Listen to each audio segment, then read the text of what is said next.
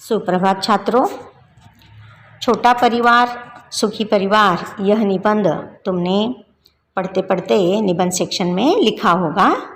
आज हम दूसरा निबंध पढ़ने जा रहे हैं। अंधविश्वास का निर्मूलन। अंधविश्वास यानी अंधे की तरह विश्वास करना, उसे कहते हैं अंधविश्वास। अंधे को तो दिखाई नहीं देता। समझो, अगर अंधे के सामने एक हाथी को लाकर खड़ा किया और उसे कहा कि इस हाथी का वर्णन करो, उसे तो दिखाई नहीं देता, इसीलिए वह क्या कहेगा, आप ही बताओ हाथी कैसे है।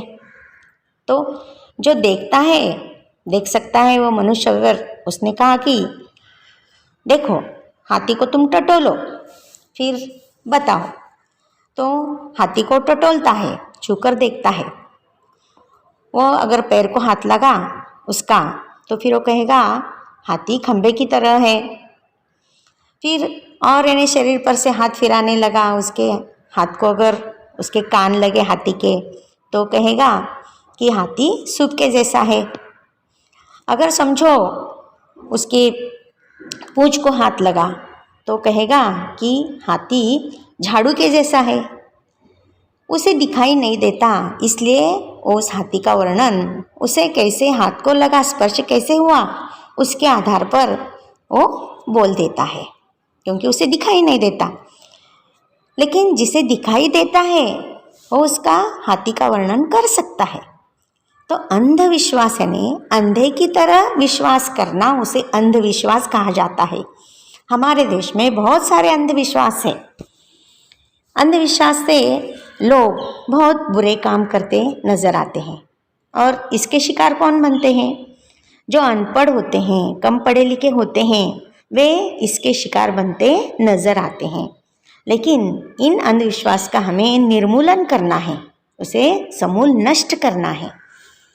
हमारे देश में शिक्षा का अभाव हमेशा से रहा है। पढ़े लिखे लोग ज़्यादा नहीं हमारे देश में। वैज्ञानिक विचार से हम वंचित होते रहे हैं। पुराने रीति रिवाज रूढ़ी बन गए हैं। पहले हो सकता था, इसीलिए चलते 10-10 कोस चलते मंदिर में दर्शन करने के लिए जाते थे। लेकिन आज संभव है क्या? नहीं। लेकिन बोलते हैं पहले के लोग, हम ऐसे करते, हम ऐसे करते। तो पुरानी रीति रिवाज आज रूढ़ी बन जाती है और अपेक्षा रखते हैं कि आज की पीढ़ी वैसे वर्तन करे। वह संभव नहीं है। समाज के अधिकांश लोग रूढ़िप्रिय होते हैं, पुरानी परंपराओं से अपने को अलग नहीं कर पाए हैं। ये रूढ़ियाँ और परंपराएं समाज के लिए अहितकारी सिद्ध हो रही है। अंधविश्वास एवं श्रद्धा सामाजिक स्वास्थ्य और प्रगति के बाधक हैं। इन घातक प्रथाओं का दृढ़तापूर्वक निर्मूलन करना हमारा सामाजिक एवं राष्ट्रीय उत्तरदायित्व है। वैज्ञानिक विचारों से स्वस्थ समाज की रचना संभव है। अंधविश्वास कौन कौन से हैं, थोड़ा उस पर हम विचार करेंगे। तो हम कहीं काम के लिए जा रहे हैं, तो हमें घर में या कोई रास्ते पर हमारा मित्र मिला, तो वो पूछता है कहाँ जा रहे हो, तो झट से बोल पड़ते हैं, अरे इसने पूछा कहाँ जा रहे हो, मेरा काम नहीं हो जाएगा। ये अंधविश्वास है। उसके बाद कहीं जा रहे हो तो 3 लोग नहीं जाना चाहिए, 3 तिगाड़ कान बिगाड़ कहते हैं। या फिर हम किसी काम के लिए जा रहे, तो बिल्ली ने रास्ता काटा, बिल्ली ने रास्ता काटा तो अपशकुन होता है। कौवा अगर अपने छत पर बैठकर काव काव करने लगा, तो कोई हमारे घर मेहमान आता है। इस तरह के बहुत सारे शुभ अशुभ विचारों को लोग मानते हैं, अशुभ माना जाता है। कुछ पंछियों को, प्राणियों को भी अशुभ माना जाता है, लेकिन यह गलत है। महाराष्ट्र सरकार अंधविश्वास निर्मूलन के लिए कानून भी बना चुकी है। इस कानून के उल्लंघन में दंड का प्रावधान रखा गया है। जो इन अंधविश्वासों को मानता है और कुछ करता है बुरी बातें, तो दंड भी दिया जा सकता है। यह केवल कानून से समाप्त नहीं किया जा सकता है, बल्कि इसके लिए हमें अपनी मानसिकता को बदलना होगा। समाज में पशु पक्षियों के दर्शन को शकुन अपशकुन माना जाता है। कुछ पंछियों को प्राणियों को समाज का दुश्मन घोषित किया जा चुका है। जैसे शेर, बाघ, सांप, उल्लू हमारे दुश्मन नहीं बल्कि हमारे मित्र हैं। इनका उपयोग हमारे जीवन में बहुत है। उल्लू का दिखना अशुभ मानते हैं। सच में देखा गया उल्लू हमारा बहुत सारे काम आसान कर देता है। यह किसान का मित्र है। खेत में जब फसल उगकर आती है, चूहे उसे नष्ट करते हैं तो उल्लू को रात के अंधेरे में दिखाई देता है और उसकी आंखें गोल गोल होती हैं। अंधेरे में वो आंखें फैल जाती, बड़ी हो जाती हैं और कम रोशनी में भी वो बहुत अच्छी तरह से देख सकता है और चूहों का नाश कर सकता है। तो किसान का मित्र है उल्लू, लेकिन लोग उल्लू का दिखना अशुभ मानते हैं। यह गलत है। समाज में सती प्रथा, अस्पृश्यता, बाल विवाह, बेगारी, दहेज प्रथा आदि कुप्रथाएं आज भी प्रचलित है। कुप्रथाओं का अनुसरण, स्वार्थवश और अनुपालन अंधविश्वास के आधार पर किया जाता है। अपनी मनोकामना की पूर्ति के लिए पशु बलि, संतान बलि, रोग निवारण हेतु तंत्र मंत्र, दुआ, ताबीज़ का उपयोग करते हैं। निरक्षर यानी अनपढ़, जिसे पढ़ाई नहीं आती, लिखना नहीं आता, उसे निरक्षर कहते हैं, इलिटरेट। निरक्षर तो अंधश्रद्धा एवं विश्वास के कारण ऐसे करते हैं, लेकिन साक्षर पढ़े लिखे लोग, सभ्य एवं प्रतिष्ठित लोग भी साधु संत धार्मिक स्थल का आश्रय लेते हैं, जो कर्मवाद को भाग्यवाद के भेंट चढ़ा देते हैं, केवल ढोंग का सहारा लेते हैं। ऐसे उपायों को धर्म का लबादा पहनाकर ये लोग संतुष्ट नजर आते हैं। इनका निर्मूलन करना समाज और देश के लिए अनिवार्य हो गया है। अनपढ़ लोग ज़्यादा अंधविश्वासी होते हैं, ऐसी बात नहीं, पढ़े लिखे लोग भी अंधविश्वासी होते हैं।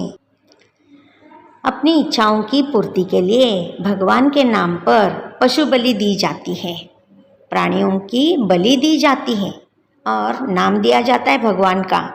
हमारे घर में पहले से ऐसे करते आए हम। कोई भी भगवान किसी की हत्या करने के बाद प्रसन्न नहीं होते।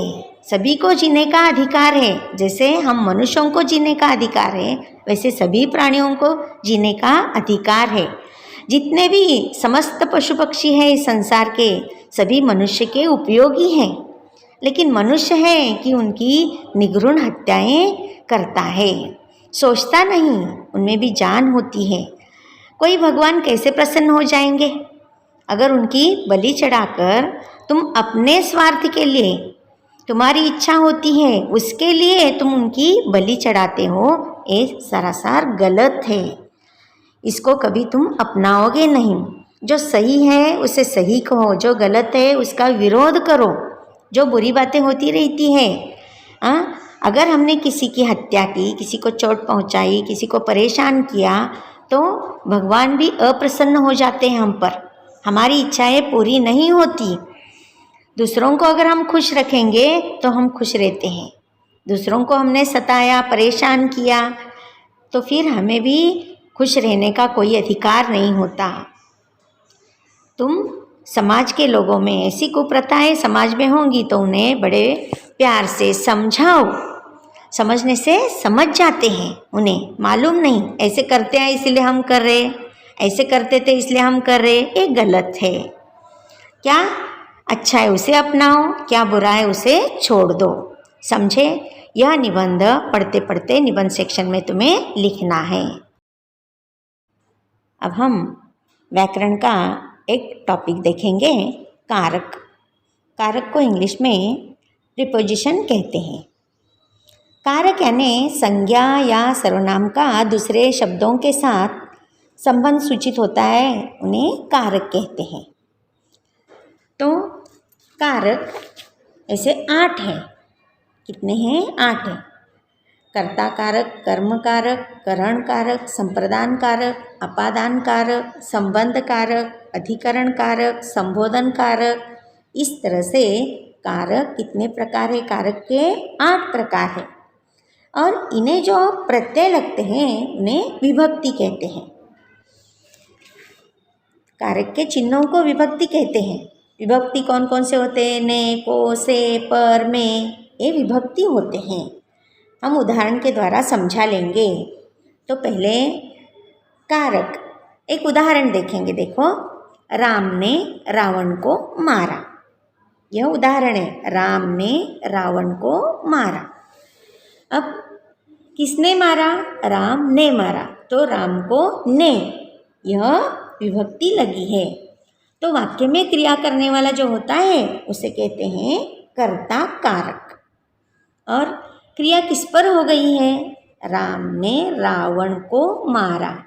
मारने की क्रिया रावण पर हो गई है। रावण को यह प्रत्यय है, को विभक्ति है, तो उसे कर्म कारक कहते हैं। तो कारक की व्याख्या देखो, जिन शब्दों से संज्ञा या सर्वनाम का दूसरे शब्दों के साथ संबंध सूचित होता है उन्हें कारक कहते हैं। और विभक्ति किसे कहते हैं? प्रत्यय को विभक्ति कहते हैं। देखो, कारक के चिन्हों को विभक्ति कहते हैं। ने, को, से, में, पर, ऐसे ये विभक्ति हैं। विभक्ति से कारक का भेद पहचाना जा सकता है। कारक के 8 भेद हैं। पहला, कर्ता कारक। कर्ता कारक किसे कहते हैं? वाक्य में क्रिया करने वाला जो होता है उसे कर्ता कारक कहते हैं। क्रिया के करने वाले को कर्ता कारक कहते हैं।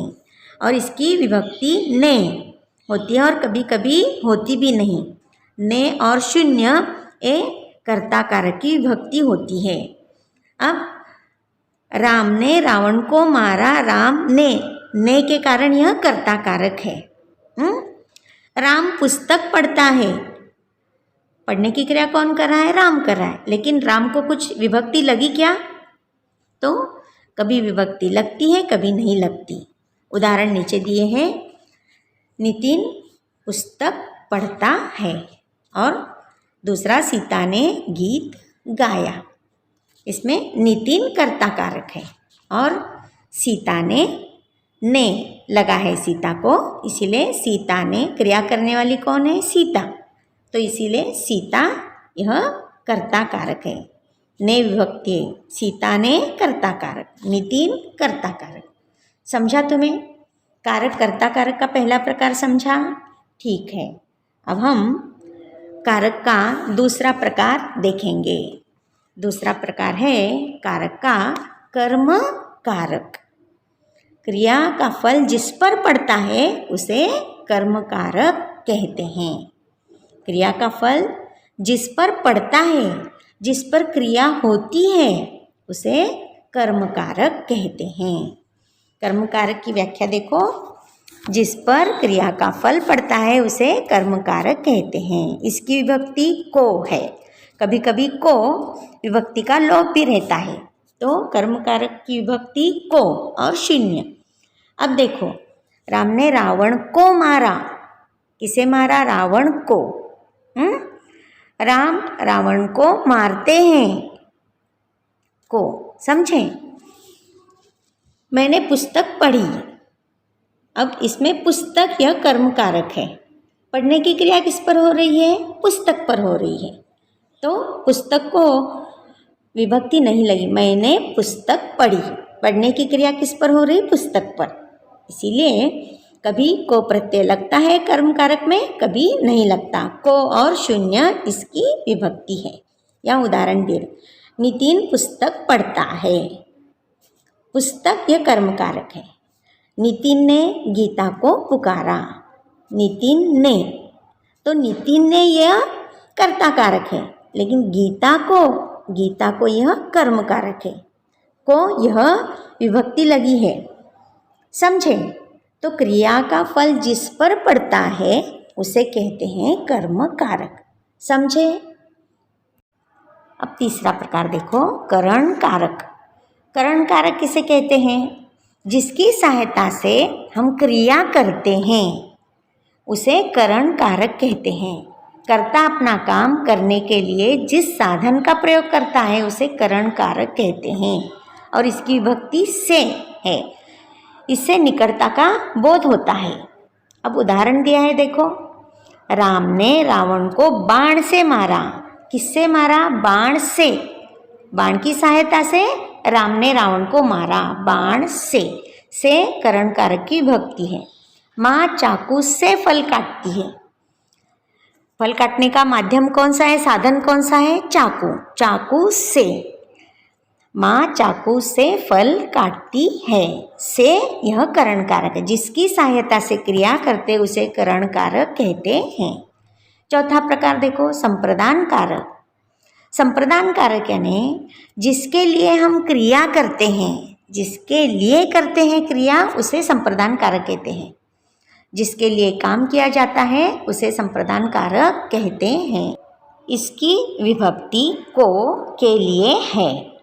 कर्म फल है तो को कर्म कारक है। फल प्राप्त कर्ता को संप्रदान में होता है। उदाहरण देखो, पिताजी माँ के लिए नई साड़ी लाए। गुरुजी ने शीला को पुरस्कार दिया। के लिए और को ये संप्रदान कारक है। माँ के लिए, शीला को, ये संप्रदान कारक है। अब हम पांचवा प्रकार देखेंगे, अपादान कारक। अपादान कारक, इसका प्रत्यय भी से होता है। क्या होता है? इसकी विभक्ति भी से होती है, लेकिन इससे अलगाव का बोध होता है। इससे वो व्यक्ति, वो वस्तु दूर हो जाती है, इसे अपादान कारक। अब करण कारक को भी से ही प्रत्यय है, लेकिन अपादान कारक का से कौन सा होता है? तो उससे दूरी का एहसास होता है। जिस कारक से दूर होना, अलग होना, तुलना का बोध होता है, उसे अपादान कारक कहते हैं। इसकी विभक्ति से है। करण कारक में से साधन है तो अपादान में से अलगाव पैदा करता है। उदाहरण देखो, मोहन पुल से नदी में गिरा। तो मोहन का पुल से नाता टूटा और नदी में गिरा। पुल से अलग हो गया और नदी में गिरा, इसलिए पुल से यह अपादान कारक है। राकेश घर से चल पड़ा। राकेश घर से अपादान कारक है, तो घर से उसका नाता टूटा और वो दूर हो गया। शहर के जीवन से गांव का जीवन शांतिपूर्ण है। शहर के जीवन से गांव का जीवन शांतिपूर्ण, दोनों में तुलना की गई है। जीवन से यह अपादान कारक है। जब अलगाव का बोध होता है, जब तुलना का बोध होता है, उसे अपादान कारक कहते हैं। जीवन से यह अपादान कारक है इसमें। अगला प्रकार देखो, संबंध कारक। इस कारक से किसी दूसरी वस्तु का संबंध स्पष्ट होता है। इसकी विभक्ति का, की, के है। संबंध कारक के शब्द के बाद आने वाले शब्द के अनुसार लिंग वचन होता है।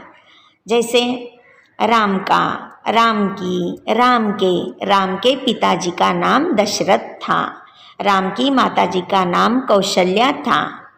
राम का, राम की, मोहन के पिताजी डॉक्टर है। मोहन के, तो इस संबंध कारक में का, की के प्रत्यय लग जाते हैं। यहाँ उदाहरण दिए, यह राम की किताब है। राम की संबंध कारक। सोहन मोहन का भाई है। मोहन का संबंध कारक। राकेश और राजेश महेश के भाई हैं। महेश के ये संबंध कारक। तो संबंध कारक में का, की, के यह प्रत्यय लगते हैं, इसे ध्यान में रखना है। उसके बड़े भाई इंजीनियर है। उसके यह संबंध कारक हुआ। उसकी माँ शिक्षिका है। उसकी यह संबंध कारक, उसे उसकी के नीचे अंडरलाइन करना, उसे संबंध कारक।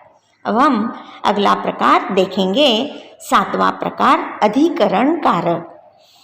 इस कारक से क्रिया के स्थान का या आधार का बोध होता है, इसे अधिकरण कहते हैं। जैसे देखो, पेड़ पर पंछी बैठे हैं। पंछी कहाँ बैठे? पेड़ पर बैठे हैं, पेड़ की शाखाओं पर बैठे हुए हैं। मेज पर पुस्तकें रखी है। मेज पर, तो अधिकरण कारक में और पर ए प्रत्यय, ए विभक्ति आती है। उदाहरण दिया है, मैं बगीचे में घूमने गई। में अधिकरण कारक।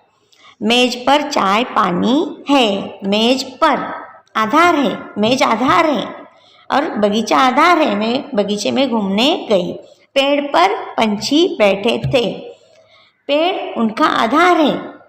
पेड़ पर, तो अधिकरण कारक इसमें कौन से प्रत्यय होते हैं? में और पर। अगला प्रकार है संबोधन कारक, 8वां प्रकार। इसे हम किसी को संबोधित करते हैं। अरे, अजी, हे, ऐसे विभक्ति इसमें होते हैं। इस कारक से किसी को बुलाने या पुकारने का बोध होता है और इसकी विभक्ति है हे राम, हे भगवान मेरी रक्षा करो, हो, अरे, ऐसे इसकी विभक्ति होती है।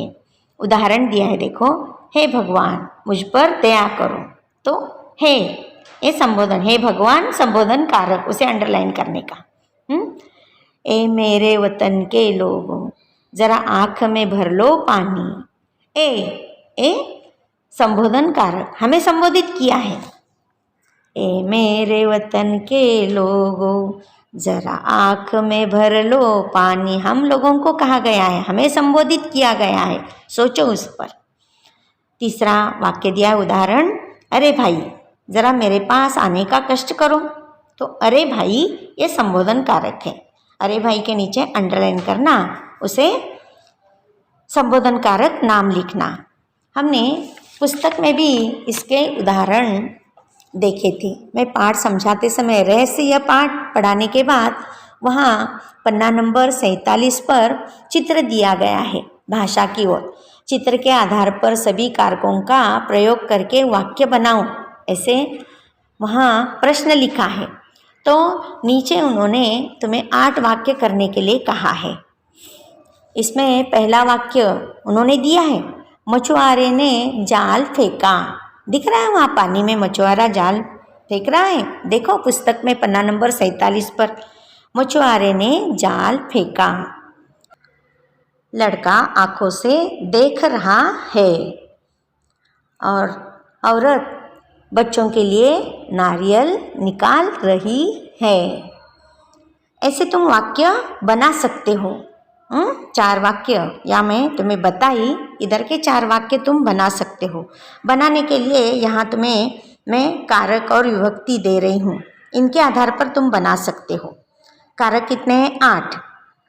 कर्ता कारक यानी नहीं, कर्म कारक को, करण कारक से, संप्रदान कारक के लिए को, अपादान कारक से, संबंध कारक का, की, के, नानी, ने, रारी, रे, ऐसे, हमारा, हमारी, हमारे। अधिकरण कारक में, पर, मेज पर, छत पर। संबोधन कारक हे, अरे, इनके सहायता से तुम यानी कि 5 वाक्य बना सकते हो। समझे? कारक पहले समझा लो, समझाकर व्याकरण के हिस्से में इसे लिखना है। धन्यवाद।